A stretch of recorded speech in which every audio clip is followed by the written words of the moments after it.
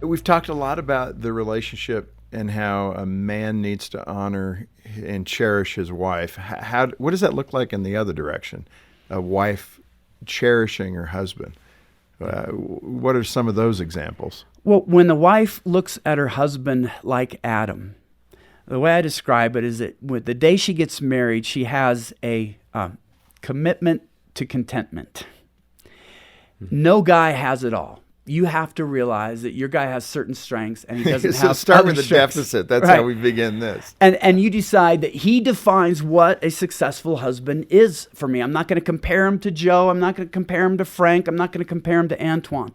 And women, I don't think they really realize they're doing it. I was working with a young couple, and he was a champion swimmer in high school. So he got attention from an Ivy League school that had him come to their school because he was willing to swim for them.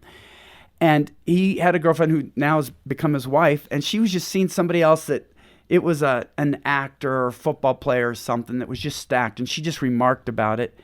And he thought, man, I've got to look like that. And so he starts lifting different kinds of weights and whatnot, but that actually made him less effective as a swimmer.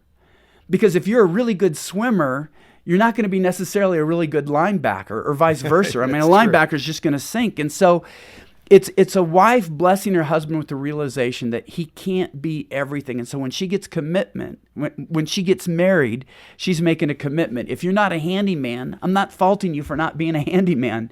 If you're not, that makes you feel better. If you're not the kind of guy that enjoys 2-hour soulful conversations, I'm not going to feel jealous that my girlfriend's husband, first thing he does, comes home and says, how about your day? How are you feeling? Where are things going?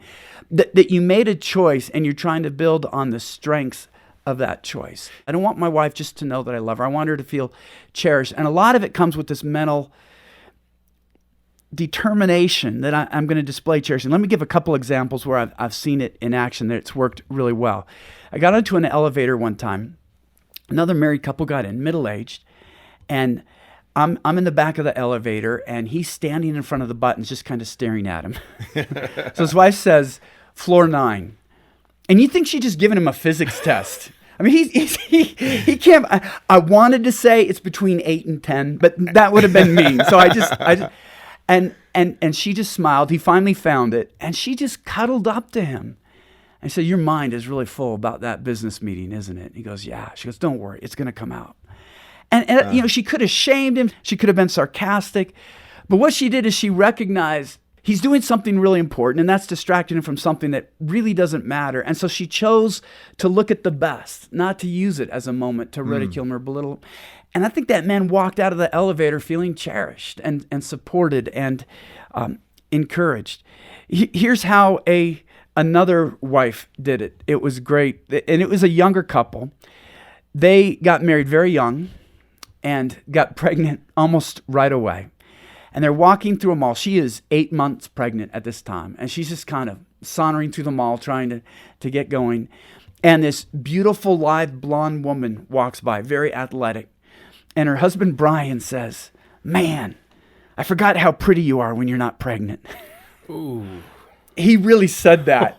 And she Yikes. just broke out crying. And he honestly didn't know why she was crying. He thought he was complimenting her.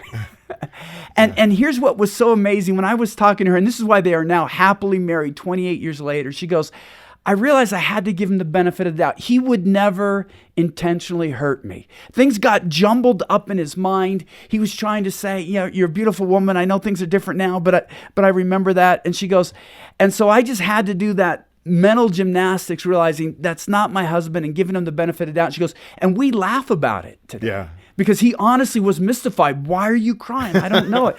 And she goes, you know what? It can be really hard for a new bride to do that with her husband. She doesn't understand the way a man thinks. She doesn't understand the way a man feels. And she says, at least give your spouse the benefit of the doubt. That's a gracious woman, let me tell you. Definitely.